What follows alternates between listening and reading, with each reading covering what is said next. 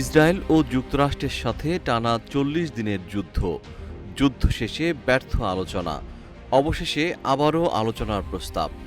স্থায়ী যুদ্ধবিরতির প্রত্যাশায় এর মাঝে দফায় দফায় হরমুজ প্রণালী খুলেছে ইরান, তবে লাভ হয়নি।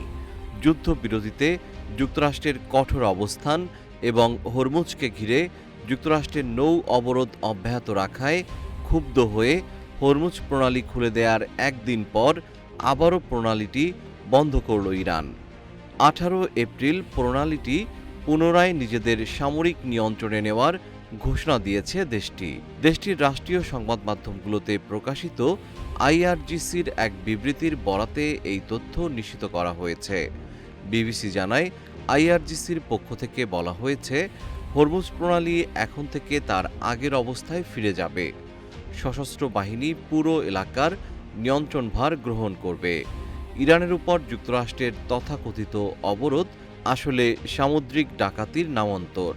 এর আগে ইরান হুঁশিয়ারি দিয়েছিল, যুক্তরাষ্ট্র যদি ইরানি বন্দরগুলোতে অবরোধ অব্যাহত রাখে তবে তারা হরমুজ প্রণালী পুরোপুরি বন্ধ করে দেবে।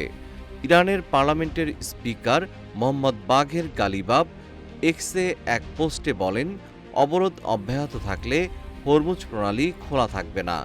এই প্রণালীতে চলাচলের জন্য ইরানের অনুমতি প্রয়োজন হবে।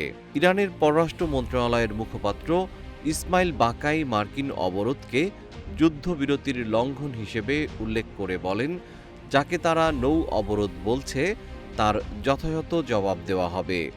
অন্যদিকে যুক্তরাষ্ট্রের প্রেসিডেন্ট ডোনাল্ড ট্রাম্প দাবি করেছেন, ইরানের সঙ্গে একটি সমঝোতা চুক্তি খুব কাছাকাছি। তবে তিনি স্পষ্ট করেছেন, চুক্তি না হলে মার্কিন নৌ অবরোধ অব্যাহত থাকবে।